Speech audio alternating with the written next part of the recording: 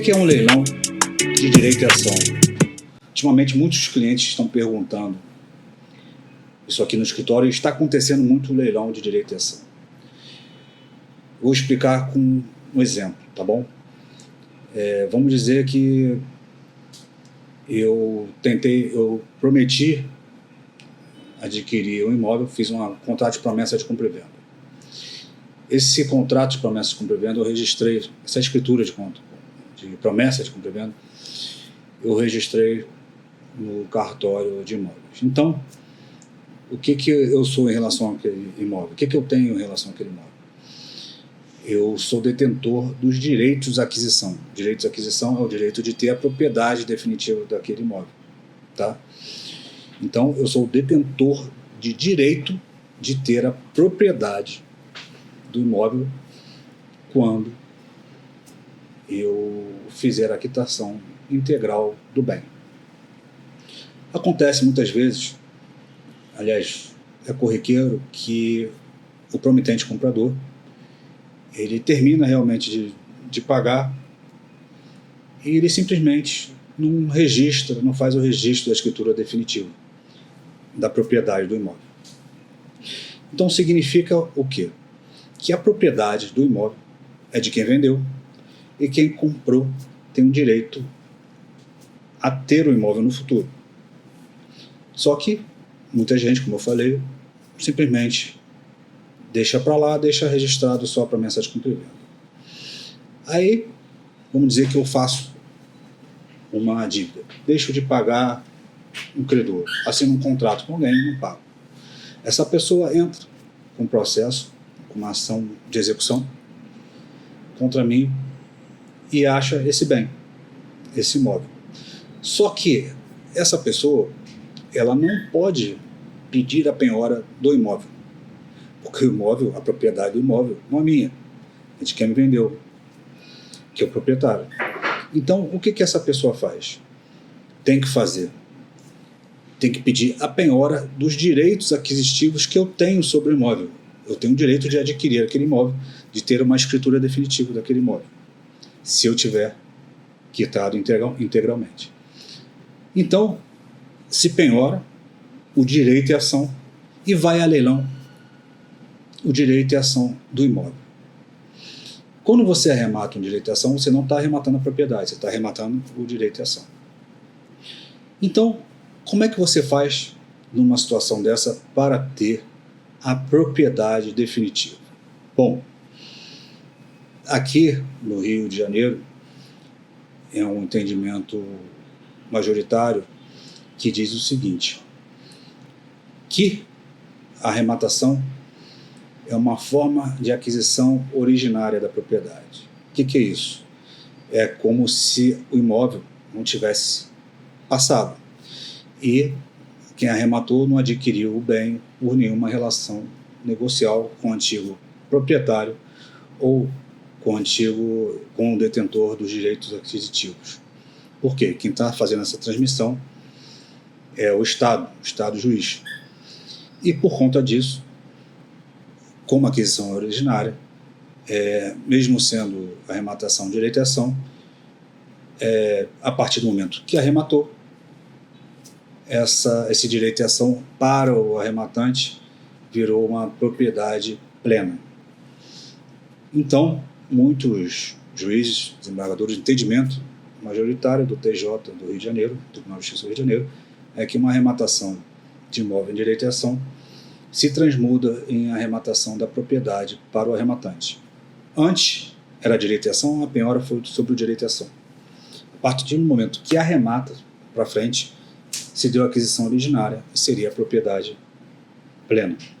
Só que para isso, não basta você formar isso no registro de imóveis. Para você conseguir a carta de arrematação da propriedade plena, você tem que pedir que o juiz expressamente determine que seja expedida a carta de arrematação com determinação expressa de transferência da propriedade plena, independentemente do registro prévio, do que constou no registro prévio. E os juízes que assim entendem, deferem isso com Com essa determinação, consegue registrar a propriedade plena tratando-se de direito e ação. Agora, pode ser que algum juiz e mesmo desembargadores não entendam que a arrematação de um direito e ação possa se transformar em propriedade? Sim, também acontece. Tem entendimento aqui no TJRJ que diz que, independentemente de arrematação ser aquisição originária, como foi penhorado o direito e ação, não se pode transferir a propriedade plena, porque o que foi penhorado tem que corresponder ao que foi efetivamente vendido ao rematante. Nesse caso, o rematante teria arrematado o direito e ação, mas não vai ter a propriedade plena. E para ele ter a propriedade plena, ele tem que ir atrás da pessoa que consta como proprietária para obter a propriedade plena desse bem. Se essa pessoa não se negar a dar a propriedade plena, e sendo provado que houve a quitação integral do anterior proprietário, da integralidade do valor do imóvel, aí o arrematante, nesse caso, teria que entrar com uma ação de adjudicação compulsória, ou seja, uma decisão que vai transferir a propriedade plena, só que tem um pré-requisito aqui, todas as parcelas de aquisição estejam previamente quitadas. Só que existe uma situação muito peculiar nisso. Por quê? Porque apesar de estar indo o direito e ação, indo para leilão o direito e ação, sendo penhorado o direito e ação, a avaliação do imóvel, ela nunca é sobre o direito e ação. Quando o oficial de justiça avaliador vai no imóvel, ele avalia a propriedade plena do imóvel, o imóvel em si. Ele não avalia o direito e ação. Porque para avaliar o direito e ação, ele teria que ver qual é o valor da propriedade. Se tiver saldo em aberto, diminuir do saldo em aberto para verificar qual é o valor daquele direito e ação. Então, assim, é um extremo contrassenso quando se entende que foi penhorado o direito e ação, mas o arrematante não teria direito à propriedade plena, mas a arrematação foi feita, a avaliação, inclusive, e posteriormente a arrematação, foi feita com base no valor da propriedade plena. Isso tem que ser corrigido. O que eu vejo hoje em dia é pouquíssima jurisprudência aqui do Tribunal do Rio de Janeiro e de São Paulo falando sobre isso. A maioria da jurisprudência do tribunal que entende disso e difunde esse entendimento mais profundamente é o Tribunal do Distrito Federal de Brasília. E, infelizmente, aqui no Tribunal do Rio e de São Paulo, eles ainda não têm muito essa profundidade em relação ao que foi avaliado e o que foi vendido e penhorado. Isso tem que ser melhor explorado. A gente está tentando bastante, sempre puxar para esse lado, independente de a gente já ter conseguido a propriedade plena, mas para tentar embarcar essa tese, que essa tese seja difundida aqui, porque é o correto, que é o justo. Agora, uma questão é o seguinte: em São Paulo, dificilmente em São Paulo o entendimento é de que um direito e ação possa se transformar, o direito e ação do imóvel possa se transformar em propriedade plena. Por isso que em São Paulo, na grande maioria dos casos em que é direito e ação e o arrematante queira o bem para revender, a gente não indica arrematar, porque em São Paulo o entendimento majoritário é: se arrematou o direito e ação, você vai ter o direito e ação e não a propriedade plena.